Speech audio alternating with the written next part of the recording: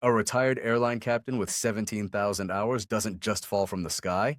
Yet on December 18th, 2025, that's precisely what happened to Dennis Dutton's Cessna Citation 2, plunging from 2,000 feet into a fireball 1,800 feet short of the runway at Statesville Regional Airport. On board was NASCAR champion Greg Biffle, his wife Christina, their two children, and a family employee. Two pilots rode in that cockpit, though only one was qualified to be there. I've analyzed the ADS-B tracks and CVR fragments for hours, and one detail refuses to make sense.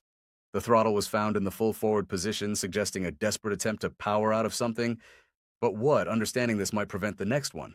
At approximately 10:06 a.m. local time, Cessna 550N257BW lifted off runway 10 at Statesville Regional Airport. At 45 miles north of Charlotte, North Carolina, the weather was marginal. 1,200-foot ceiling, 5-mile visibility and heavy drizzle, the kind of morning that demands instrument proficiency and careful attention to alternates. The 1981-built Citation 2, call sign 257 Bravo Whiskey, was bound for Sarasota, Florida, carrying 7 souls on a holiday trip. In the left seat sat Dennis Dutton, a 60-year-old retired Delta captain with type ratings ranging from the A320 to the DC-10 and 17,000 total hours. Beside him, his son Jack, 24, held a private certificate, but only 175 hours, all in single-engine airplanes. In the cabin, Greg Biffle, himself a pilot with 3,500 hours in helicopter experience, sat with his family near the cockpit partition. With Biffle were Christina, 14-year-old Emma, 5-year-old Ryder, and employee Craig Wadsworth, who handled various projects for the family. The aircraft had received maintenance the day prior, including an inoperative thrust reverser indicator. The flight plan indicated a standard instrument departure. Everything looked normal, until it wasn't. The takeoff roll proceeded normally, with Dennis controlling the aircraft while Jack handled radio communications and checklists from the right seat. At 10:08, Jack transmitted 3 unsuccessful attempts to activate their IFR flight plan, blocked by controller workload. The aircraft climbed through 1,800 feet toward approximately 2,000 feet, though ADS-B data becomes unreliable during the critical moments that followed. The Citation 2's wing loading makes it particularly susceptible to energy decay during configuration changes. From the cabin, Biffle commented that the left engine appeared to be producing more power than the right, suggesting faulty gauge indications. The pilot continued the climb. Around 10:09, the Garmin GTN750 stopped recording airspeed data. A minute later, heading data vanished. These weren't gradual failures, they were sudden electrical anomalies affecting the left side of the cockpit. Aviation analysts noted dramatic altitude excursions in the data, potentially indicating sensor issues rather than actual aircraft performance. The crew was now flying in instrument meteorological conditions with degrading primary flight instruments, creating a cascade of conflicting information. This is the moment when workload transforms from routine to critical, when spatial disorientation becomes a lethal threat within seconds.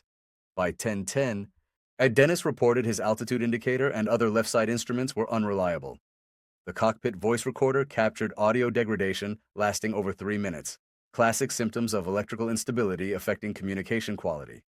At some point, control transferred to Jack in the right seat, where instruments appeared functional when the aircraft was at about 4,500 feet, according to crew reports, though this altitude is not confirmed by tracking data.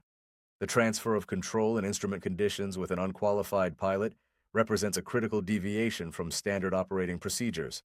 Imagine the cockpit dynamics: the highly experienced airline captain troubleshooting failed glass, while his minimally experienced son held the controls in clouds. Biffle, listening from the cabin partition, suggested possibilities, at one point querying power to the generator, though the specific system architecture remained unclear. The crew was trying to diagnose cascading electrical failures while maintaining aircraft control in IMC, a task that demanded simultaneous attention to failing systems and aircraft stability. At 10:13:48, Dennis resumed control, configured gear and flaps, but the landing gear indicator lights failed to illuminate. Jack keyed the radio. "We're having some issues here." The crew believed they had identified the problem, but the data tells us what happened. The question is why. The descent profile defies easy explanation. After temporarily resolving the instrument issues around 10:14, the crew turned toward runway 28. They were low, slow, and in a hurry. At approximately 10:15, the aircraft struck a runway light stanchion approximately 1,800 feet from the threshold, far short of the touchdown zone, before continuing through trees and fencing. The wreckage distribution suggests a relatively flat impact attitude with high forward velocity. The wreckage path continued across terrain and through the runway overrun area, scattering debris across the approach path. Both engines showed evidence of producing power at impact, with no signs of catastrophic mechanical failure in the power plants. Most critically, investigators found the throttle in the full forward position. This suggests a late recognition of the energy state, a desperate attempt to go around or arrest the descent. The aircraft had transitioned from an emergency return to an unstabilized approach with gear and flaps extended. The crew had navigated complex instrument failures only to face the final challenge of energy management in the landing phase. The data tells us what happened, the question is why. Theory 1 centers on spatial disorientation induced by instrument failure. When Dutton lost his attitude indicator and airspeed data on the left side, he faced the leans, the vestibular system's lethal lie that tells pilots they're straight and level when they're not. The human vestibular system is remarkably unreliable when instrument references disagree with physical sensations. Studies show that without visual references, disorientation can occur within 60 seconds. The altitude excursions, climbing toward 2,000 feet and potentially higher according to some data sources, suggest potential loss of situational awareness. The NTSB hasn't confirmed this, but the profile matches classic somatogravic illusion. Accelerating feels like climbing, decelerating like descending. In IMC with failed instruments, Dutton may have believed he was climbing when he was actually descending into the approach lights. Evidence supporting this includes the electrical failures and erratic altitude profile. Evidence against it, the right seat instruments remained functional, and control was transferred there during the crisis, theoretically providing a reliable reference. Theory 2 proposes engine management or asymmetric thrust issues. Biffle noted the left engine appeared to produce more power than the right during initial climb. The citation to's Pratt and Whitney, T-15D engines require precise power matching, especially in single-engine situations. A symmetric thrust in a light twin requires immediate rudder correction to prevent yaw-induced roll. While both engines showed power at impact, an undetected asymmetry during the stressful return could have created a subtle yaw requiring constant rudder input.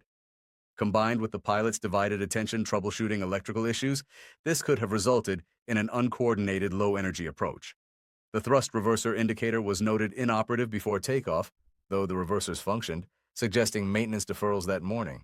If the crew suspected engine issues along with electrical problems, they may have prioritized landing over configuration, explaining the unstabilized approach. However, detailed engine data from the investigation would be needed to confirm actual power asymmetry versus gauge error. Theory 3 examines the crew resource management breakdown and regulatory violation. Dennis Dutton's type rating specifically required a second-in-command. He was not authorized to fly this aircraft solo. The regulatory violation was not just technical, it was fundamental to safe crew pairing. Jack Dutton held only a private certificate with 175 hours, none in jet aircraft or multi-engine turbofans. Federal regulations under 14 CFR 61.55 require specific endorsements for SIC duties in turbojets. By placing Jack in the right seat, the flight operated in violation of the pilot's limitations. Aviation safety consultant Jeff Guzzetti noted this explicitly.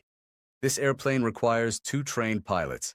With 3 pilot-rated individuals in a crisis, Dutton troubleshooting, Jack flying, or Biffle advising from the cabin, the cockpit may have suffered from authority gradient confusion. Who was actually pilot in command during the final moments? The transfer of control at approximately 4,500 feet and again before landing suggests uncertainty about who was actually flying the aircraft. The crew may have successfully fixed the electrical problem only to fall victim to human factors in the landing phase. Convergence points toward a compound emergency. Electrical failures causing spatial disorientation or task saturation exacerbated by non-standard crew configuration, resulting in an unstabilized approach below the glide path. The full forward throttle suggests a late go-around attempt, but the citation too requires specific energy management. Thrust alone cannot overcome configuration drag if gear and flaps are extended at low altitude. The divergence between perceived and actual flight path is the hallmark of instrument failure in IMC. The aircraft was likely too low and too slow with too little room to recover.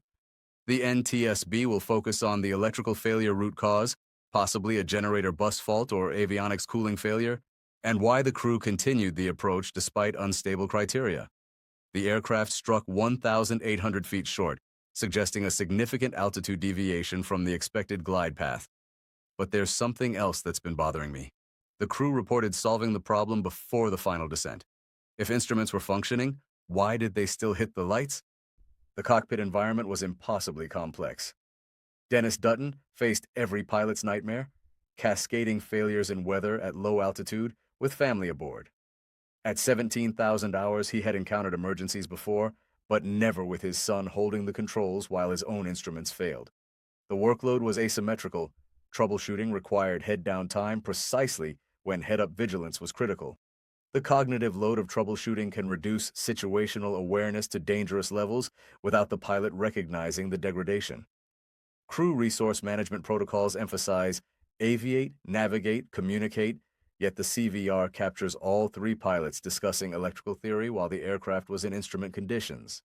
Training prepares pilots for specific emergencies: engine failure, fire, decompression. But the random combination of electrical failure, potential engine instrument discrepancies, and weather creates a startle factor that simulator scenarios rarely replicate perfectly. The startle factor can freeze decision-making for precious seconds when the situation demands immediate action. The gap between training and reality yawns widest when multiple systems fail simultaneously in actual flight. The aircraft itself tells a story. N257BW, manufactured in 1981, was not a derelict. Cessna Citation the SOEs maintain excellent safety records when properly operated. However, the inoperative thrust reverser indicator suggests maintenance practices that accepted deferrals. The C550 is certified for single-pilot operation, but only with specific avionics packages and pilot-type ratings. Dutton's limitations specifically prohibited this. Legacy aircraft systems require more manual intervention when automation fails, increasing pilot workload exponentially. The aircraft's age meant analog steam gauge instrumentation vulnerable to electrical bus faults, unlike modern integrated glass cockpits. Previous incidents with Citation II aircraft have involved electrical bus failures causing dual generator shutdowns, though none with this outcome. The machine was mechanically sound, but the regulatory framework allowed a highly experienced pilot to operate outside his certification boundaries, creating the conditions where experience could not compensate for system complexity and weather. Systemic factors loom large. The flight departed into marginal VFR conditions that deteriorated to 1,200-foot ceilings. Legal, but demanding.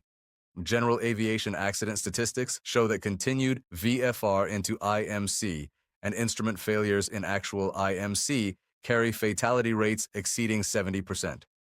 The accident illustrates how regulatory boundaries exist not to inconvenience pilots, but to define safety margins. The pressure to complete the flight to a Christmas gathering, the get-there-itis, that affects even disciplined pilots, may have influenced the decision to depart despite the inoperative indicator and weather. The FAA's oversight of private aircraft operations relies on pilot self-certification and honesty in medical applications. Dutton held a first-class medical, but nothing in the system prevented him from operating with an unqualified co-pilot in violation of his type rating limitations. This accident reveals how quickly regulatory compliance gaps become fatal. When Murphy's Law strikes, everything that can fail will at the worst possible moment. Every accident is a chain of events. Break one link, the electrical fault, the weather decision, the crew qualification, the approach stabilization, and 7 people survive. For pilots, the lessons are immediate and uncomfortable. First, know your aircraft's electrical system architecture. Understand what fails when generators trip offline. Second, single-pilot turbojet operations require specific training and currency. Having qualified bodies and seats isn't enough if they lack the type rating and experience. Third, the impossible turn back to the runway after takeoff kills more often than it saves. This crew had the altitude to attempt it, but energy management betrayed them in the final moments. Energy management is the difference between a successful go-around and a controlled flight into terrain. Fourth, if the approach becomes unstabilized, if you're configuring gear at low altitude while troubleshooting other issues, go around early, not at 200 feet. Recognition must come before the point of no return. His son The had throttle logged just found full over forward speaks to 175 hours recognition too of late. flight time with experience Greg piloting Biffle was more than a single-engine champion airplanes. driver. Another finding He was a related to father who was who had controlling recently the used plane his is own that Biffle helicopter never to deliver touched the aid to instruments Hurricane but Helene engines victims. before A and man during the who flight. extended his passion Aviation for expert machinery into the Steve sky. was a former Christina, commercial Emma, airline and pilot Ryder who had logged represented the over next generation of a 17,000 family hours in the defined by cockpit. speed and These service. details provide key Craig context for what Wadsworth happened was the on December employee 18th. who helped with Hurt the property pilots projects to and odd possible jobs. mechanical issues. Who Those rode include along multiple because issues. that's what the That team plane did. crashed while Dennis and trying to Jack return Denton were to father the and son Statesville sharing a Airport cockpit, on December as so many 18th. aviation According to families the do, federal bound by report, blood and a the love of plane flight. developed We owe multiple them more than electrical and speculation. instrument We owe them problems the commitment shortly to learn, after to change takeoff. training The curricula pilot, to Dennis enforce Dutton, regulatory and his limits, adult son, and to Jack, remember were in that the every front seat, takeoff and is Jack optional, had control every of landing the is plane at some mandatory. point. Their memory demands our vigilance and our commitment to never stop learning from tragedy. When the NTSB releases its final report in 12 to 18 months, we will return to this story with facts instead of theories. Until then, we honor them by flying safer.